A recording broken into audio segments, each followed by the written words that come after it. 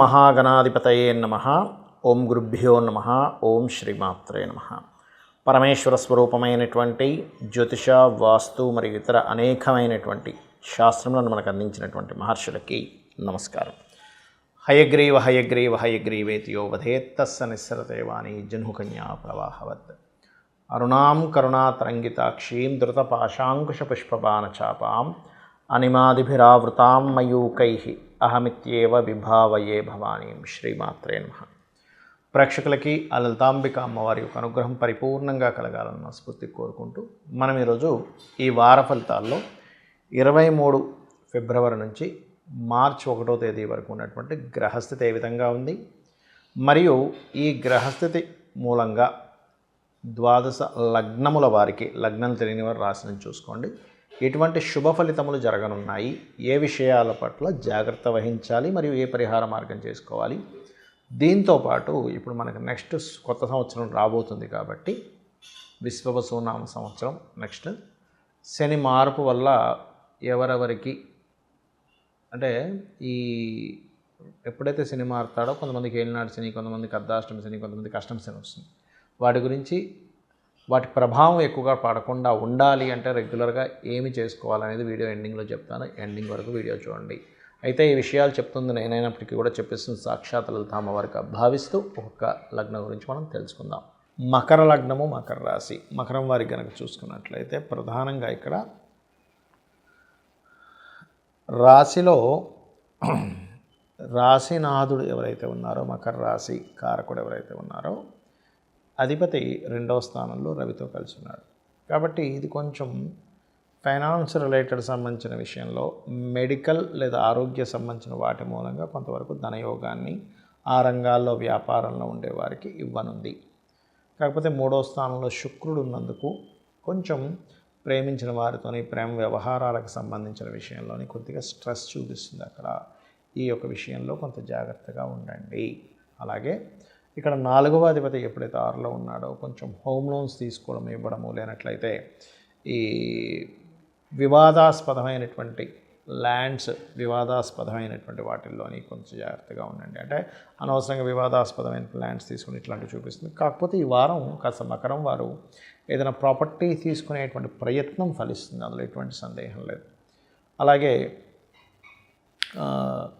కొంచెం వివాహ నిర్ణయాలు, వివాహ సంబంధించిన విషయంలో కూడా కాస్త ఎక్కువ ప్రయత్నం చేయవలసి వస్తూ ఉంటుంది. కాకపోతే లాంగ్ జర్నీ చేస్తారు, కొంత దేవతా అంటే పుణ్యక్షేత్రాలకు వెళ్ళడం ఇట్లాంటివి బలంగా చూపిస్తున్నాయి. చేస్తున్నటువంటి ఉద్యోగంలో మార్పులు చూపిస్తుంది మకరం వారికి కనుక చూసుకున్నట్లయితే. అదేవిధంగా గమనించుకున్నట్లయితే ఇక్కడ ఈ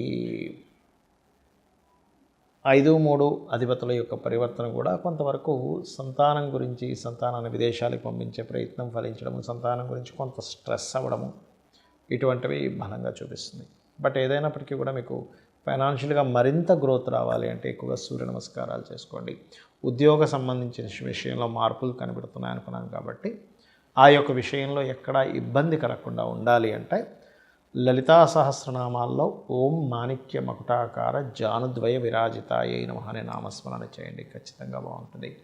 మరియు మరొక విషయం ఏంటంటే ఇక్కడ ఈ యొక్క 9వ స్థానం మీద కేతువు మీద కుజుడి యొక్క దృష్టి ఉంది కాబట్టి తండ్రి గారి ఆరోగ్య విషయంలోని, లాంగ్ జర్నీ చేసేటప్పుడు, పెద్ద మొత్తంలో ఎవరికైనా మనీ ట్రాన్స్ఫర్ చేసేటువంటి అంశాల్లోని కాస్త జాగ్రత్తగా ఉంటూ గోవు క్యారెట్స్ మరియు అదేవిధంగా గ్రాసము తినిపించండి, అన్ని విధాల మీకు బాగుంటుంది. చాలామంది ఎక్కువగా భయపడేది దేనికంటే శని మహాదశ వస్తున్నా, లేదా ఏలినాడు శని, అర్ధాష్టమి శని, అష్టమి శని వస్తున్నా సరే చాలా డిప్రెస్లోకి వెళ్ళిపోతూ ఉంటారు. అంటే ఇంకా నాకు లైఫ్ లేదనో, లేకపోతే ఇంకేమీ కలిసి రాదనో అనేటువంటిది. కానీ ఎక్కడా శాస్త్రంలో ఏలినాడు శని, అర్ధాష్టమి శని, అష్టమి శని వచ్చినప్పుడు, లేదా శని మహాదశ వచ్చినప్పుడు అస్సలు కలిసి రాదని ఎక్కడా శాస్త్రంలో లేదు. ఇది నేను ఛాలెంజింగ్గా చెప్తున్నాను. ఇక్కడ ఉన్నది ఏమిటి అనేది మనం బాగా అర్థం చేసుకోవాలి. మనము పూర్వజన్మల్లో చేసుకున్న కర్మ మూలంగా 7 గ్రహాలు, 2 ఛాయాగ్రహాలు, మొత్తం 9 కూడా మన కర్మ అనుసారంగా ఫలితాలు జరుగుతాయి. వాటికి ఎక్కడా కూడా మన మీద కక్ష కానీ ఏదో మన మీద ప్రేమ కానీ ఏమీ ఉండవు వాటికి. సిన్సియర్గా వాటి డ్యూటీస్ అవి చేసుకుంటూ వెళ్ళిపోతాయి. అవి అంటే ఇన్ సెన్స్ మన కర్మే ఆ రూపంలో అక్కడ సాఫ్ట్వేర్ లాగా భగవంతుడు చేశారు. ఇప్పుడు చూడండి, మరి ఆ కర్మ అనుభవించాలి కదా, మరి దాన్ని ఎలా తప్పించుకుంటాము అనేటువంటిది ప్రతి ఒక్కరికి $100 క్వశ్చన్ లాంటిది. ఇది ఎలాగా అంటే, ఒక్కోసారి చూడండి, మనం ఏదైనా ఒక అనుకోకుండా కొన్ని మిస్టేక్స్ జరుగుతుంటాయి లైఫ్లో, అవునా? జరిగినప్పుడు ఆ వ్యక్తి కనుక తప్పును ఒప్పుకొని సారీ చెప్పేసి తప్పైపోయిందండి అని అనుకున్నప్పుడు దానికి ఒక శిక్ష యొక్క ప్రభావం చాలా తగ్గుతుంది కదా. తప్పించుకొని మళ్ళీ ఇంకో తప్పు మీద తప్పు చేస్తే ఆ శిక్ష యొక్క ప్రభావం ఇంకా పెరుగుతుంది కదా. అయితే ఇక్కడ ఏంటంటే, దీనికి సంబంధించినటువంటి విషయంలో పర్టికులర్గా ఇక్కడ మీరు ఎప్పుడైనా గుర్తుపెట్టుకోండి,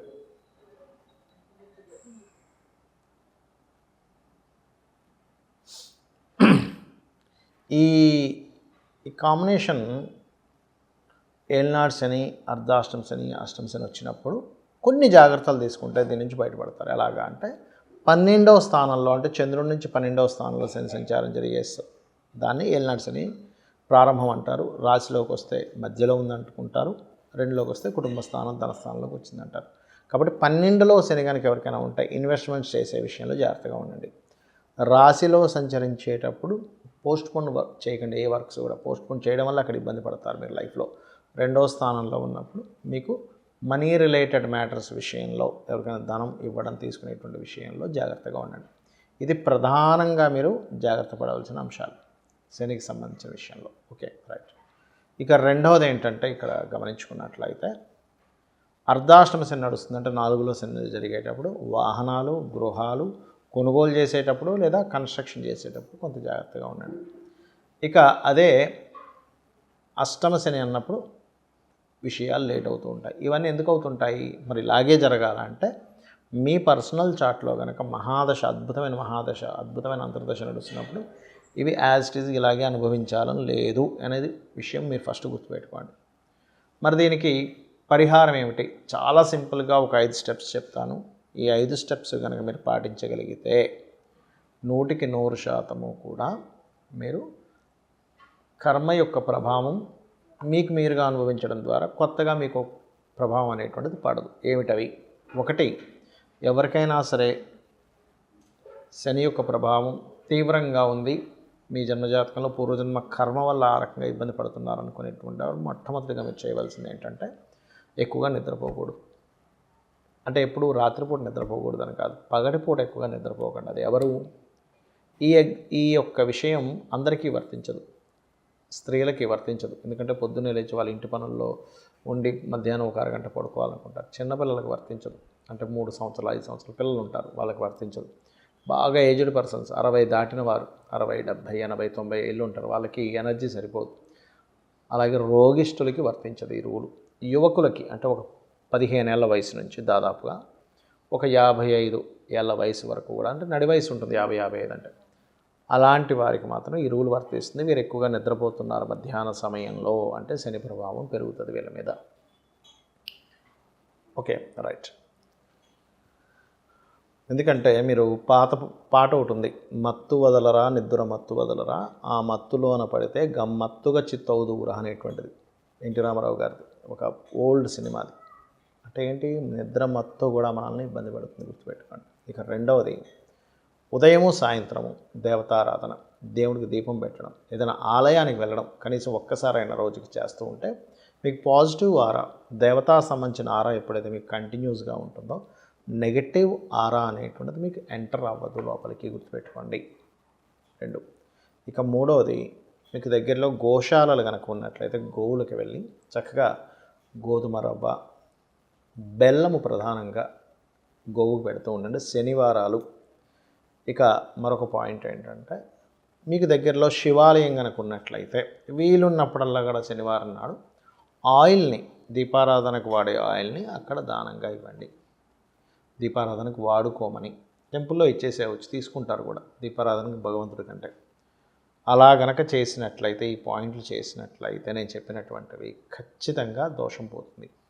దీంతోపాటు ఇంకొక అద్భుతమైనటువంటిది లలితా సహస్రనామాల్లో ఒక నామం ఉంది. అదేమిటి అంటే ఓం అనాకలిత సాదృశ్య చుబుకశ్రీ విరాజితాయై నమః అని చెప్పి చేసుకోవచ్చు. 100%, 100% మీకు ఏదైతే ఈ శనికి సంబంధించిన, శని అంటే మళ్ళీ మీరు నెగిటివ్ కోణంలో చూడకండి, మీ కర్మే శని అంటే ఎక్కడో ఉన్నది కాదు, మీ కర్మే ఆ రూపంలో వచ్చి ఇబ్బంది పెడుతుంది అందరికీ, మీకు నాకు అందరికీ కూడా. ఇక్కడ మీరు అనాలిసిస్ చేసుకోవాలి, ఓహో నేను పాస్ట్ లైఫ్లో ఇది ఎవరికో ఇబ్బంది పెట్టుంటాను, నా ద్వారా ఎవరో ఇబ్బంది పడి ఉంటారు, సో అందుకని అది రిటర్న్ వచ్చి ఇక్కడ నేను అనుభవిస్తున్నాను అనేటువంటి దాంతో భగవత్ ఆరాధనలో భగవంతుడికి ప్రతిదీ సమర్పించుకుంటూ మీరు కనుక చేసినట్లయితే 100% మీరు ఆ కర్మ చక్రం, కర్మ బంధం, కర్మ కారకుడి యొక్క శని నుంచి బయటపడడం జరుగుతుంది. మీ యొక్క లైఫ్ చాలా ఆనందంగా ఉండడం జరుగుతుంది. శ్రీమాత్రే నమః.